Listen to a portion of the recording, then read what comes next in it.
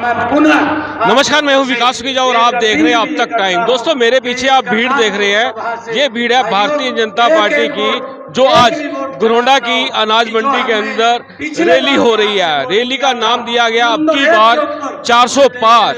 और आज के इस मौके पर खास तौर पर आपको बता दें, हरियाणा के पूर्व मुख्यमंत्री और करनाल के प्रत्याशी मनोहर लाल खट्टर पहुंचे हैं और भारतीय जनता पार्टी की जो प्रदेशाध्यक्ष है, हरियाणा के मुख्यमंत्री है नायब सिंह सैनी भी खास तौर पर पहुंचे। आप देख सकते हैं मेरे सामने कितनी जबरदस्त यहाँ भीड़ लगी हुई है और काफी भीड़ इस पंडाल के अंदर आप देख सकते हैं। चारों तरफ से ये पंडाल खचाखच लोगों से भरा हुआ है। और दोस्तों, आपको सुनवाएंगे इस मौके पर हरियाणा के पूर्व मुख्यमंत्री जो मनोहर लाल खट्टर का क्या कहना है। और इसके अलावा बात करें तो हरियाणा के सीएम जो नायब सिंह सैनी है, उनका क्या कहना है आप तस्वीरों में देख सकते हैं। जबरदस्त उत्साह देखने को मिला है। हम चाहेंगे इस खबर को ज्यादा से ज्यादा शेयर करना। चलिए आपको ले चलते हैं पूरे प्रोग्राम के अंदर। आमंत्रित करता हूं मनोहर लाल जी को और आप सबको मैं अनुरोध करता हूं कि अपने स्थान पर खड़े होकर मनोहर लाल जी का स्वागत एक बार फिर से करें। भारत माता की, भारत माता की। बोलो श्यावर रामचंद्र जी महाराज के, भारत माता के, भारत माता के, भारत माता के।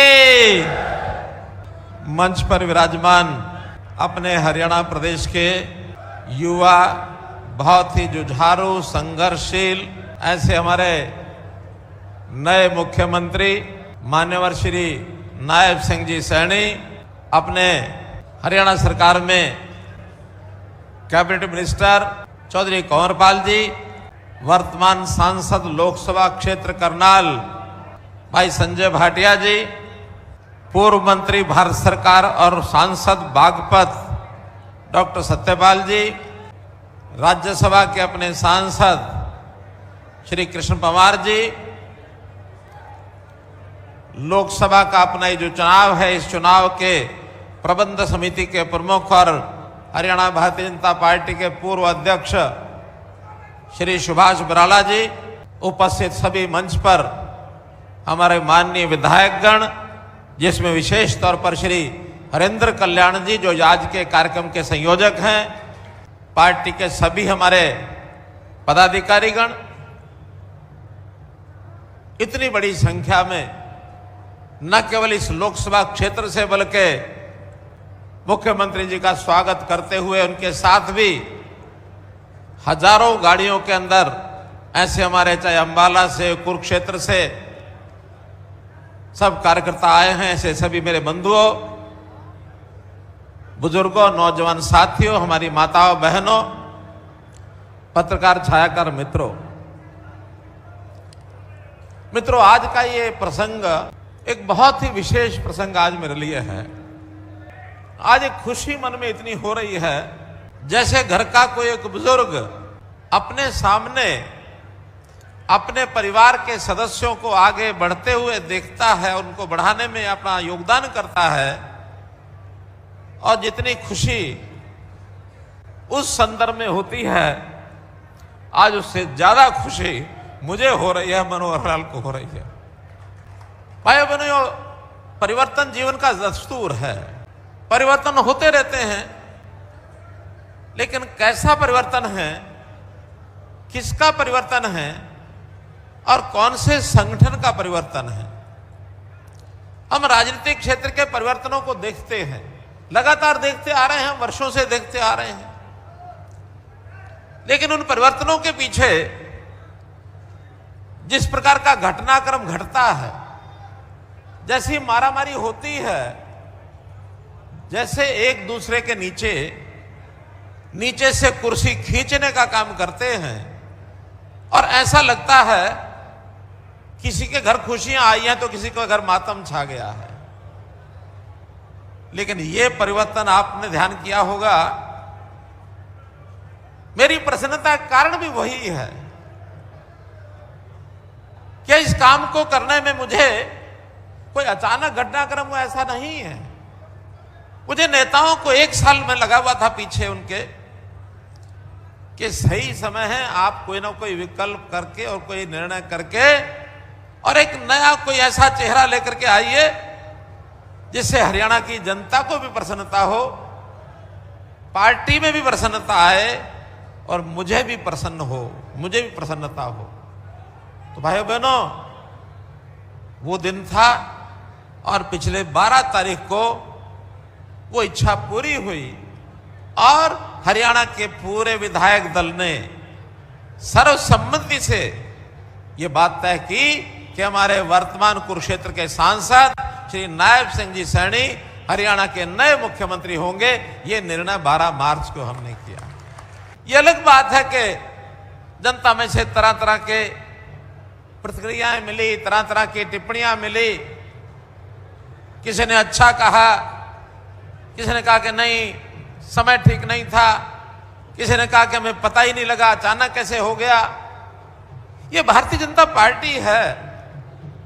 अगर कहीं और कोई पार्टी होती हो खींचम खाच में, महीना 2 महीने इसी बात में लड़ाई रहती कि इसको हटाओ, इसके खिलाफ कोई ना कोई उसके खिलाफ कोई ना कोई टिप्पणी करो, उसके खिलाफ कोई भी उसको जिसको कहना चाहिए बदनाम करो और उसके बाद उसको वहां से धक्का मारो। फिर लड़ाई के लिए नए लोग, वो कहेगा मैं आता हूं, वो कहेगा मैं आता हूं। उस लड़ाई में 10 प्रकार के खेमे बनते। हम कांग्रेस में देखते ही तो हैं कितने खेमे बने हुए हैं। हरियाणा में तो बने ही बने हुए, देश में भी बने हुए हैं। वो नेता को ढूंढने लगते हैं तो उनको लगता है मेरे परिवार का जो सदस्य है वही जाकर के सबसे बढ़िया नेता है, क्योंकि परिवार का सदस्य है। और खाली सदस्य तक नहीं, उस समय पहले पुत्र मोह में फंस करके कि मेरा बेटा है, यही सबसे बड़ा, यही उसकी विशेषता है। यहां चाहे वो नरेंद्र मोदी जी हो, चाहे मनोहर लाल हो और चाहे हमारे नए मुख्यमंत्री नायब सिंह सैनी जी हो मुख्यमंत्री, एक सामान्य परिवार से निकल करके इतिहास उठा करके देख लो।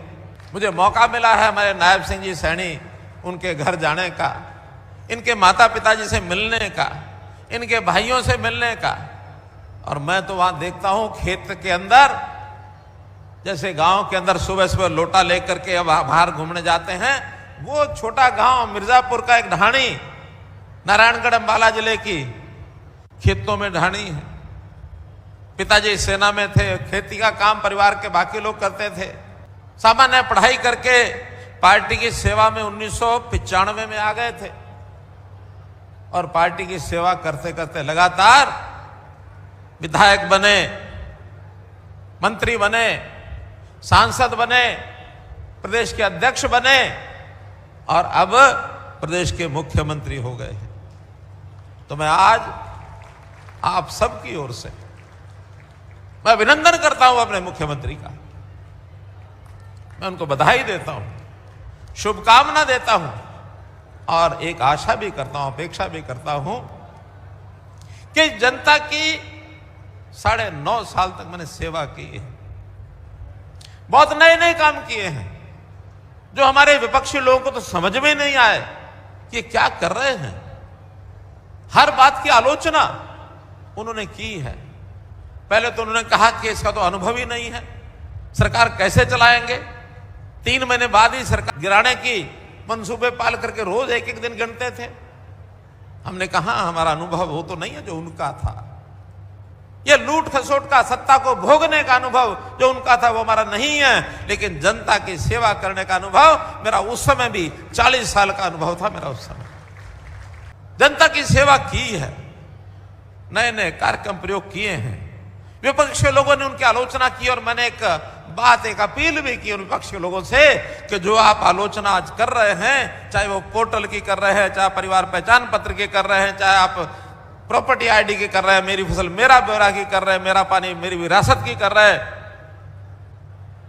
कितनी स्कीमें हम आएंगे तो खत्म कर देंगे। मैंने कहा देखिए मैं अपील करता हूं इस बात को आप जारी रखना, चुनाव तक जारी रखना कि हम खत्म कर देंगे। और इनका लाभ जिस जनता को हुआ है, जब जनता को लगेगा कि जिस पोर्टल का, जिस ऑनलाइन सिस्टम का हमको लाभ मिला उसको कांग्रेस आके खत्म कर देगी, तो निश्चित रूप से जनता उस कांग्रेस को खत्म कर देगी जिस लाभ के लिए वंचित करेगी। और उसके बाद थोड़ा सा संभल गए हैं, अब वो खत्म करने की बातें कम करने लगे हैं धीरे धीरे। अब मतलब हिम्मत ही नहीं करते, और अभी भी उनको ये नहीं पता लगा, कभी देखते ही नहीं है।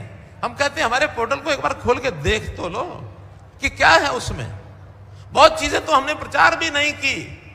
अब हमने एक दयालु स्कीम चलाई, उस दयालु स्कीम में भाइयों बहनों, जिस गरीब परिवार के किसी भी व्यक्ति की मृत्यु हो जाती है, चाहे छोटी आयु में हो, कमाने वाली आयु में हो, 60 साल तक उनके परिवार को हम सहायता देते हैं, ताकि कोई रोजगार करने वाला घर से बाहर व्यक्ति चला गया, उसको 5 लाख रुपए की सहायता तुरंत देते हैं, और इसके ऊपर कम से कम 400 करोड़ रुपए हम दे चुके हैं।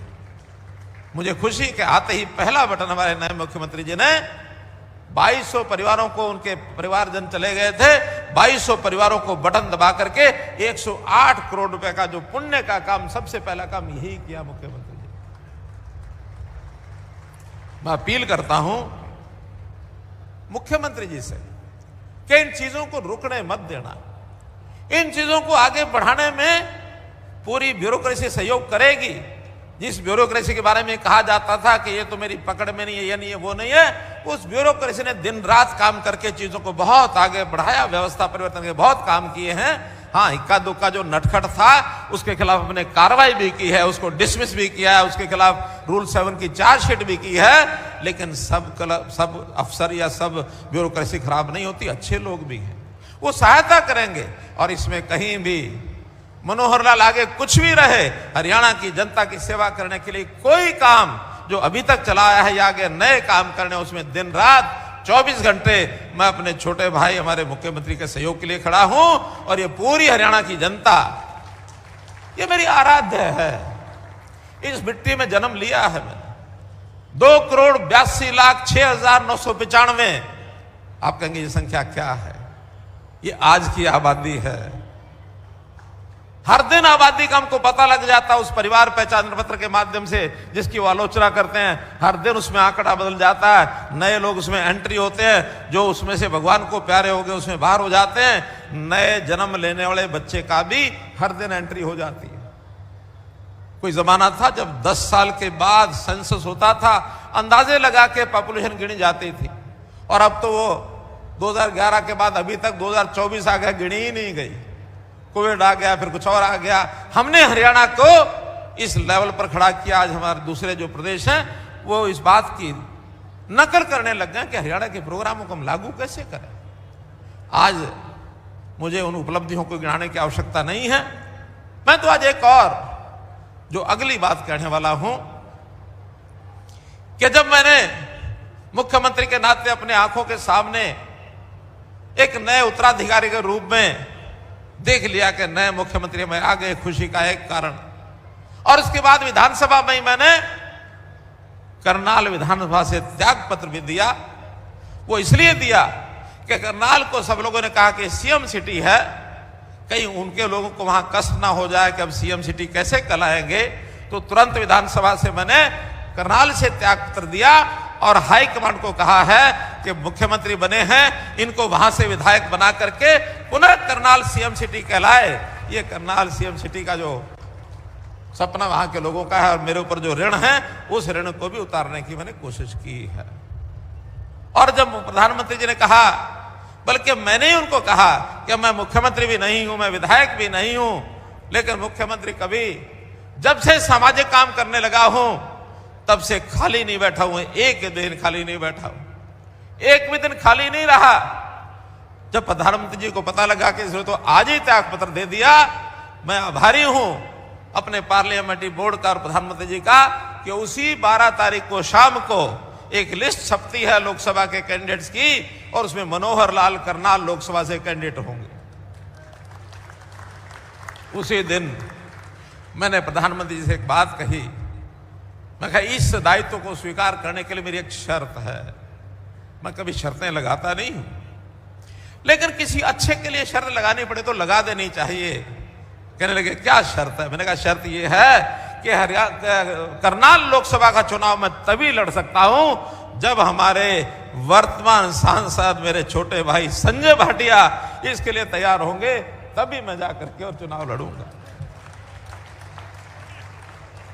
और मैं आभारी हूं अपने सांसद संजय भाटिया जी का। इतनी बड़ी जीत देश भर में, दूसरी हमारी ये जीत थी। पहली जीत जो सबसे बड़े मार्जिन की गुजरात में एक सीट से थी, और देश भर में दूसरी बड़ी जीत हमें अगर आप लोगों ने दिलाई थी तो संजय भाटिया जी को 6.5 लाख के मार्जिन से और आपने सांसद बनाया था। अब इतनी बड़ी संख्या में लोगों को भी मुझे चिंता करनी है कि उनका भी दिल न टूटे, तो उनके प्रतिनिधि संजय भाटिया जी को तैयार करना। मैं आभारी हूं संजय भाटिया जी का। इन्होंने एक क्षण नहीं लगाया, इन्होंने कहा कि हां अगर आपको यहां चुनाव लड़ना है, वैसे तो अगर नहीं लगाते ये कहते हैं कि मुझे कभी भी किसी इच्छा नहीं होती चुनाव लड़ने की, मुझे कोई काम मिल जाए। भारतीय जनता पार्टी के कार्यकर्ता में एक पंक्ति में बताता हूं कैसा होता मानस भारतीय जनता पार्टी का कार्यकर्ता। उसके बारे में 4 शब्द कहे जाते हैं, पीर बवर्ची भिश्ती खर। पीर बवर्ची भिश्ती खर। पीर का अर्थ होता कि बड़े से बड़ा काम मिल जाए। पीर पैगंबर जैसे कहते हैं, अगर पूजा करने के स्थान पर भी हमको बैठा दिया जाए, लोग पूजा करें, वो भूमिका भी भारतीय जनता पार्टी का कर्ता निभाता है, बिना किसी लाग लपेट के निभाता है। अगर समाज के हित में ये है तो मेरा जो करना कर लो। और बावर्ची कहते हैं खाना बनाने वाले को, भिश्ती कहते हैं पानी पिलाने वाले को, कि अगर ऐसा भी सामान्य काम जिम्मे लगेगा, सहर्ष उसको स्वीकार करेंगे। और चौथा शब्द होता है, उसको कहते हैं खर। खर का शाब्दिक अर्थ होता है गधा। अब गधा तो भगवान ने मनुष्य का शरीर दिया है, गधा तो नहीं बनते, लेकिन गधे का काम होता है बोझा ढोना। अगर मुझे बोझा ढोने का काम भी दे दिया जाएगा तो अपनी पीठ पर बोझा ढो करके भी काम करके और इस देश की समाज की सेवा करने का काम ये भारतीय जनता पार्टी का कार्यकर्ता करता है। तो मित्रों, भारतीय जनता पार्टी के बारे में देश और दुनिया यानी उसके ऊपर खोज कर रही है, रिसर्च कर रही है, अनुसंधान कर रही है। भारतीय जनता पार्टी है क्या, इसके कार्यकर्ता कैसे बने हुए हैं, किस मिट्टी के बने हुए हैं। ये त्याग और समर्पण का भाव ये संस्कारों में है, ये संस्कारों में है। और कभी किसी चीज के साथ लगाव नहीं रखा। एक बार एक बहुत ही जिसको कहना चाहिए एक अमीर व्यक्ति, और उसके मन में एक त्याग का भाव आया कि मेरे पास इतना धन दौलत है, मैं इस धन दौलत का क्या करूंगा। तो जाकर के उसके मन में आया कि किसी समाज के काम करने वाले किसी परोपकारी आदमी को, किसी संत को मैं दान कर देता हूं कुछ हिस्सा। और वो एक पोटली भर करके हीरे जवाहरात की और उस सन्यासी के पास चला गया कि महाराज आज समाज का काम करते हो और मैं आपको ये दान करने आया हूं।